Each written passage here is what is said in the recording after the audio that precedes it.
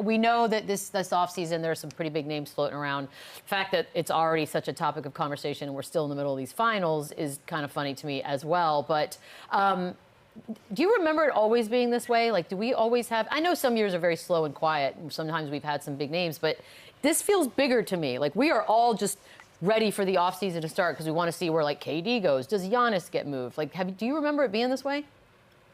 To a degree, yeah, because honestly, there's times when for me, this is the time when I don't want to come off the NBA Finals because they're the NBA Finals, but you're starting to fill your days with non-NBA Finals stuff, meaning like there's so much news happening, I need to be calling about everything that's not the Finals. And so it's somewhat normal. I think the shift that you're seeing, Michelle, is that, you know, free agency is not what it used to be because everybody's signing extensions. That means the trade market is popping more and earlier, I think, than even the potential. Like maybe these deals don't happen, but we are discussing possibilities because that is, you know, becoming a greater tool in terms of team building because it wasn't that long ago, as you guys remember, where, I mean, shoot, Lou, you were part of the whole, you know, DJ saga. Why am I forgetting with... I was the tail end of it. Yeah. I was his teammate when he came back. I was there by the time he got back, yeah. Locking him in a room and all that stuff. Like free agency was everything. It's all right, man. Sorry. Devastating. Oh, man, Chandler, I'm sorry. I didn't remember that time. Yeah, bringing up old bad memories.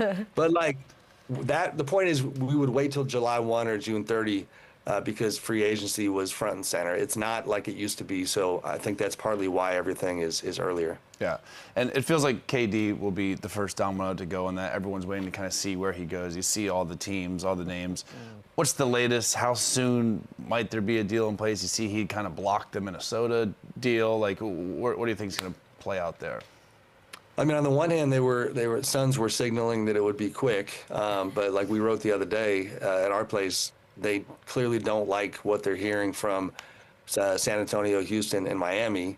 And I keep making the distinction, those three teams are not created equal on the list. You know, Kevin has made it clear in different conversations that, you know, at times anyway, that he was really focused on the Spurs. They're not showing a ton of incentive to get a deal done. It's one of those things where if you want to give them to us on our terms where we really don't give up a lot, then that would be great. So the phase two, to me, of these talks is that the Suns clearly like what they could possibly get out of Minnesota, but the Wolves are not going to play that game at all unless they are confident that Kevin wants to come. You know, and you can tell that Phoenix is almost trying to nudge him in that direction and you know, compel him to add a fourth team to his list. And so that, to me, is the interesting dynamic is, does he change his stance on Minnesota?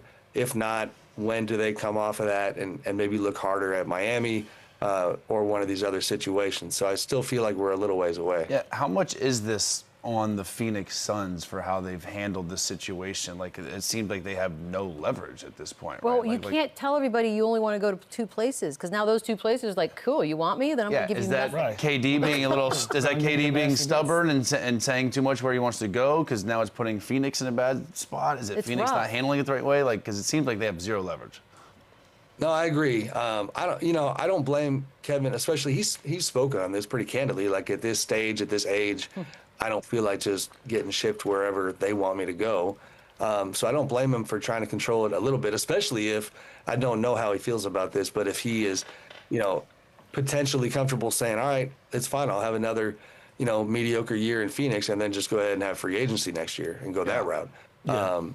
So it is messy. The Suns tried and are trying to work more closely with him and his longtime agent, Rich Kleiman, now. But the backstory, of course, you know, is how we got here back in February when they didn't work in concert with those guys at all. They did it in the dark of night. Like, even to bring up the Minnesota example again, I think a team like the T-Wolves is confused because it's like in February, the Suns were sending a message to Minnesota that Kevin would be okay going there. So that they got that intel, except found out that, oh, wait, you're not really talking to Kevin. You don't really actually know how he feels.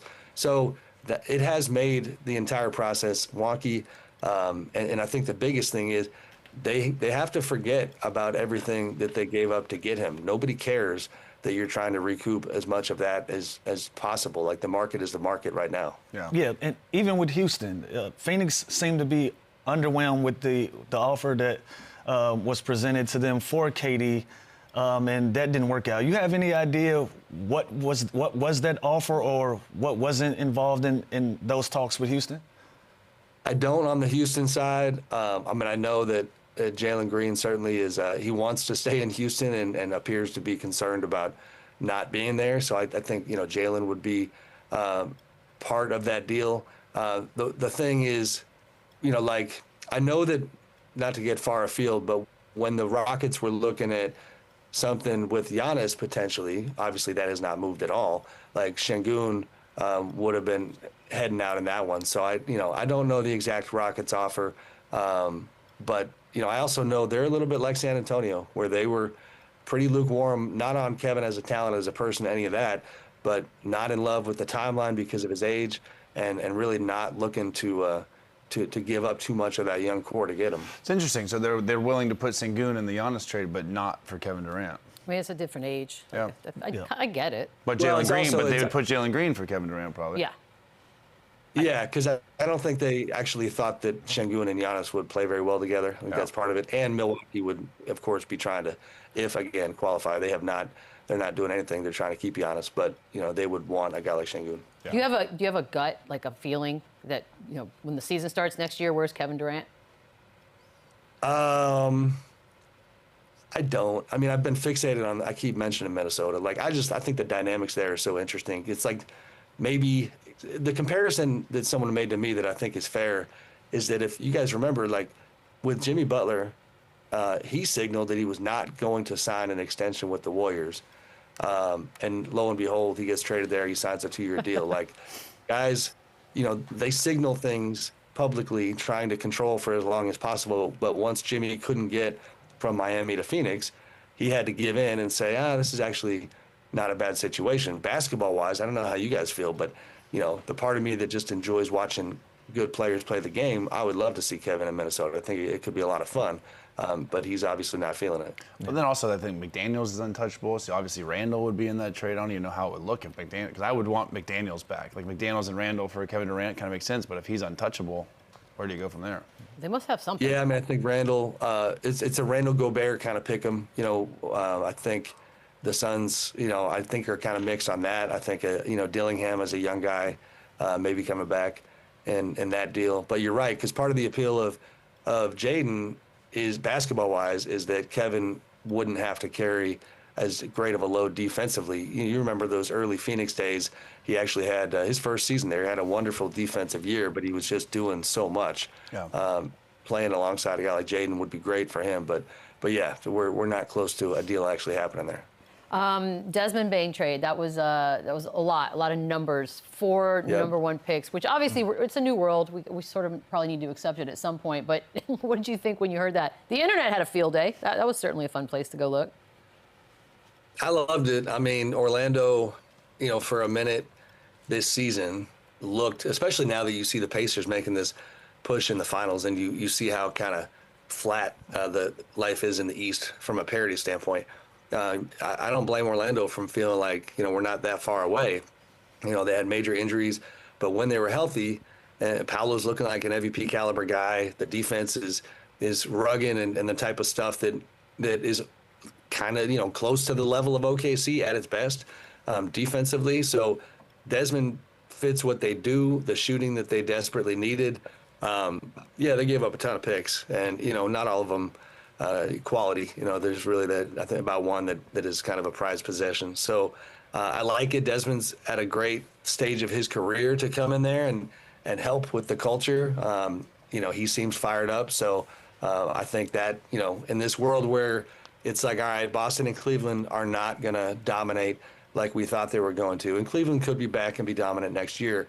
You know, I love it. Orlando is going for it and trying to maximize this young group. Yeah. I do like that they're going. Yeah, they for got it. better with the trade. Yeah, no, I like it. But a lot of people then started thinking, well, Austin Reaves, poor Austin Reaves. He's made it very clear he wants to stay in Los Angeles and be a Laker, but he's still always going to be a part of these scenarios that we've come up with. What's he worth compared to Desmond Bane?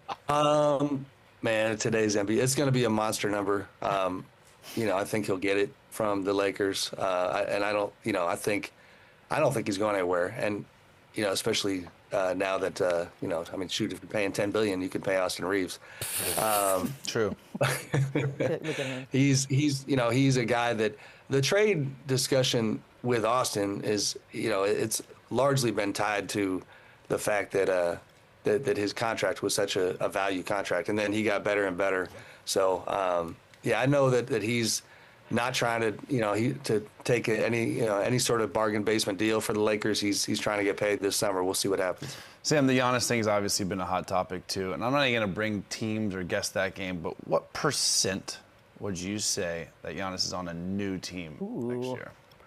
To start the year? Yeah, like what? I mean, I'll put it. It's like I'll put 10. Oh, really? Was that more or less? Well, than I you mean, thought? It's 50-50 at this point. I'll say 0 You think he's back? Yeah. for sure. So 10, 0, 50. That's. I mean, Lou, you got 0. I want to know your thoughts. Like, I'm hedging my bets because 0 is a zero-sum game. He's talking too much for me. Like, usually when a guy's on Twitter and he's having fun with the conversation and he's going back and forth with fans and throwing little Easter eggs out there, usually you're not moving. You're not. Yeah, you don't make fun of the organization or the fans and mess with those people and then not go back. It's true, Sam, because every time we have Bobby Portis on, we talk about it, and Giannis always comments on the videos that we put up. Yeah, for that reason, for me, knowing how guys are, if he's all of this dialogue and joking and playing around I do in get comments, he's not going anywhere. I'll tell you this, whether he stays or goes, our guy Bobby Portis wants to get paid. Yeah, he's made that clear. That's a fact. Sam, let me ask you, with so much movement around in the Eastern Conference, which two teams have the most pressure on them to be title contenders? In the East? Sure. Oh, I thought you said you're talking league. I said East, but for everybody, because all of the movement is in the East. But for everybody, which two teams put themselves in a position to have to compete or contend for a title next year? I mean, this is such a cliche answer, but we've been talking about the Lakers and the purchase and all these things. Like that, that's one for me. Like I do think LeBron's going to come back. I'm pretty confident Luka's going to sign his deal. They got a grace period after the trade. To have it be imperfect, and obviously they need a big, and they're going to keep looking for a big this summer. But in terms of pressure, like Luka is not getting any younger. They need to be title contenders this year, and it's the Lakers, so the pressure is always there. Another one that I mean, again, predictable, but the Celtics situation to me, there's a lot of pressure there because change is going to come. They're obviously looking at Drew Holiday deals. We'll see if he's on the move.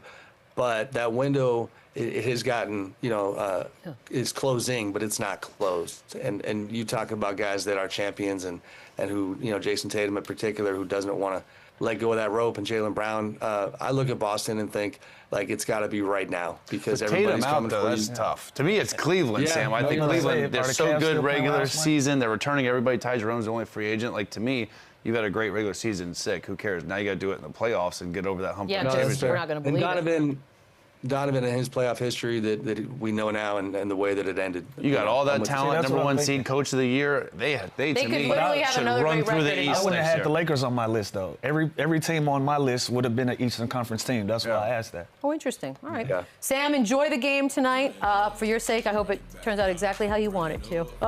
Take some pictures of the celebration for us. Yeah. Lots of pics. We'll be back. Run it up, run it back, yeah. Run it up, run it back, run it up, run it back, run it up, run it back.